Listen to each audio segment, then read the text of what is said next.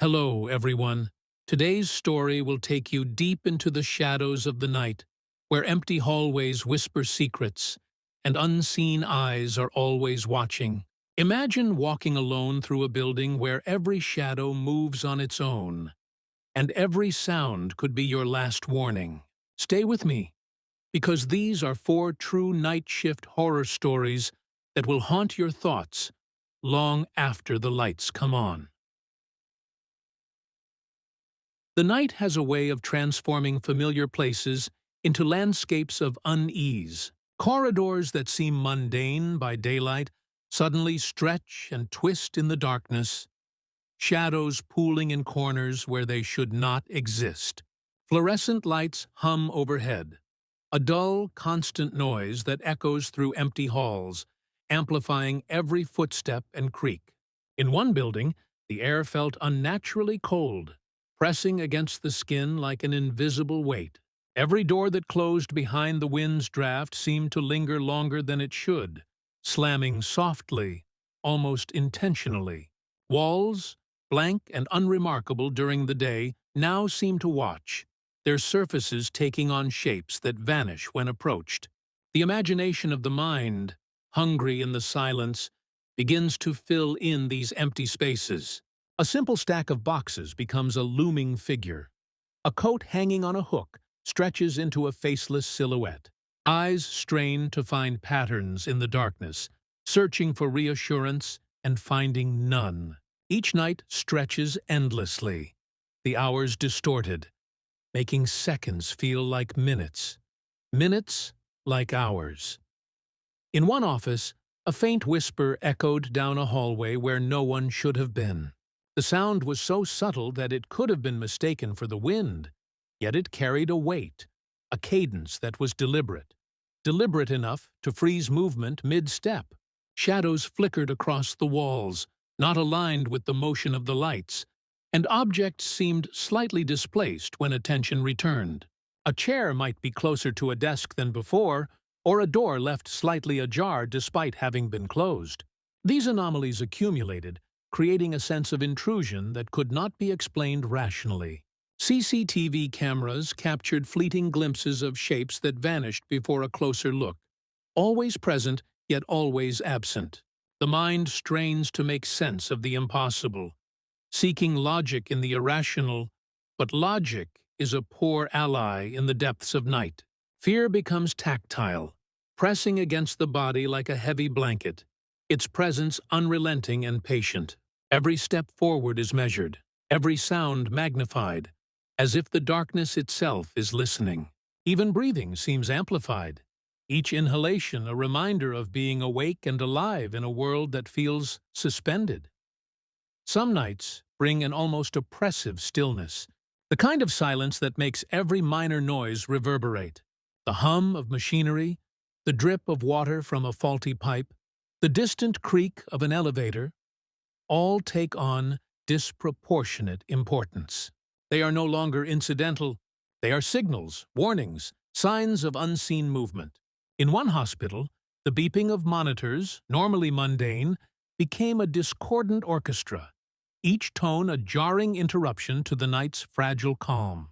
Footsteps echoed in the hallways, but none matched the expected rhythm of anyone present. Doors seemed to sigh when left alone, releasing trapped air that mimicked a whisper, a faint voice calling attention to the empty spaces. Shadows shifted independently of light sources, creeping along walls with no origin, retreating when confronted. The mind becomes a canvas, painting possibilities both real and imagined, often indistinguishable from one another. Anxiety builds in layers, each one stacking upon the last, until the atmosphere itself feels sentient, as if the building itself is aware of every motion. It is in these moments that the night reveals its most subtle horrors, not through violent displays, but through persistent, patient menace. Even ordinary objects take on a sinister quality during these hours. A coat rack becomes a sentinel. A mirror reflects more than it should, capturing fleeting shapes just outside direct vision. Stacks of paper tremble with imagined weight, and chairs seem to rock slightly, though untouched. The mind, fatigued by vigilance and isolation, becomes a perfect accomplice to fear, filling in gaps with the grotesque and unnatural. Shadows lengthen and shorten unpredictably, and the floor seems to undulate beneath tired feet. One security guard described feeling the eyes of unseen beings tracking every movement, a presence that did not need to materialize fully to be felt. There is an unsettling intimacy to this, a sense that every small action is observed, noted, and silently judged. The sensation is neither fully visible nor audible, yet it leaves a mark deeper than any tangible threat could. Each encounter, no matter how fleeting, leaves a residue of apprehension, a psychological imprint that refuses to fade with daylight. Night after night, these impressions accumulate, creating a growing dread that never entirely dissipates. Fatigue plays a cruel role in magnifying the terror. As the hours crawl by, concentration falters and perception warps. Shapes in peripheral vision gain solidity. Voices imagined in silence acquire clarity, and ordinary reflections seem imbued with intention. The mind oscillates between disbelief and terror, never fully at rest. A simple glance over the shoulder can trigger a spike of panic, as the brain struggles to reconcile logic with the impossible. Even the simplest tasks, walking down a hallway, checking equipment, or responding to a call, become fraught with heightened awareness. Every sound is parsed, every shadow analyzed for hidden movement. There is no relief in understanding. Knowledge of exhaustion cannot erase what feels real in the moment. Sleep is elusive, and the cycle of night work ensures that recovery is partial at best. This combination of physical and mental strain makes the environment fertile for encounters with the inexplicable. The ordinary, in the absence of daylight, transforms into the extraordinary, unsettling in ways that defy comprehension. The night shift transforms spaces into theaters of subtle horror, where the ordinary rules of reality seem suspended. Hallways twist, corners hide, and silence carries a weight that daylight never permits. The imagination, already primed by fatigue and isolation, becomes a powerful architect, constructing fears from the smallest stimuli. A shadow cast by a flickering light might suggest movement where none exists. A distant sound may be interpreted as a presence, a fleeting acknowledgement of an unseen entity. These experiences do not require overt displays of menace. Their strength lies in the invisible, the barely perceptible. The mind cannot dismiss them entirely, nor can it confirm their reality. Every night presents a new stage, each shift a rehearsal in tension and apprehension. Workers navigate these spaces with caution, aware that perception itself is fragile and unreliable. The night holds sway over senses, twisting certainty into ambiguity and routine into suspense. Awareness becomes hypervigilant, and even the most mundane moment carries a subtle, persistent dread. Time itself behaves differently under the grip of the night. Seconds expand into minutes, and hours stretch, heavy and slow, while the mind lingers on minor irregularities with exaggerated significance. One night worker noted that fluorescent lights appeared to pulse with a rhythm aligned to no known source, casting shadows that danced in patterns unseen during the day. Sounds of distant machines echoed inconsistently, creating the illusion of movement where none existed. Objects were found in places they had not been, yet no one could explain the shift. These inconsistencies eroded confidence in memory and perception.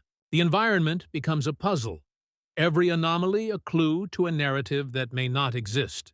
Night becomes a test, a psychological gauntlet where only attention to detail and instinct preserve a semblance of control. Yet control is elusive. Every step forward is measured, tentative, aware that a misjudgment could provoke panic. The night transforms ordinary spaces into extraordinary challenges, demanding vigilance that never wanes.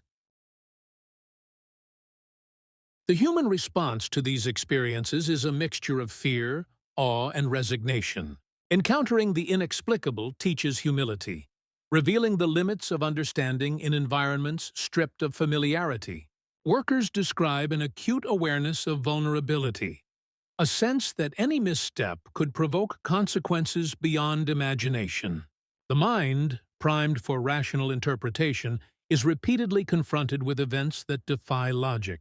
This tension between expectation and experience sharpens perception while simultaneously amplifying anxiety. Every flicker, every sound becomes a signal, a reminder that the ordinary may be deceptive. Workers learn to navigate with caution, moving through corridors with heightened attention and careful steps. Yet even this preparation cannot fully eliminate uncertainty. The night retains dominion over perception, bending reality in subtle, insidious ways that linger long after the shift concludes. It is in this persistent, patient manipulation that the true horror of night work lies, an invisible force that reshapes even the familiar.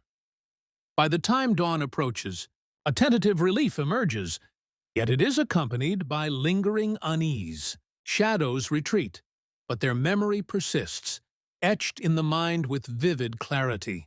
The spaces that felt alive with presence during the night now seem benign, yet the recollection of their former menace provokes a persistent tremor of apprehension. Workers carry these impressions with them, often silently, aware that daylight cannot fully cleanse the night's influence. Memory retains the unease, a quiet, persistent companion that colors perception in subtle ways. Each subsequent night shift rekindles the tension, layering new experiences upon old, reinforcing the impression that the night itself is sentient.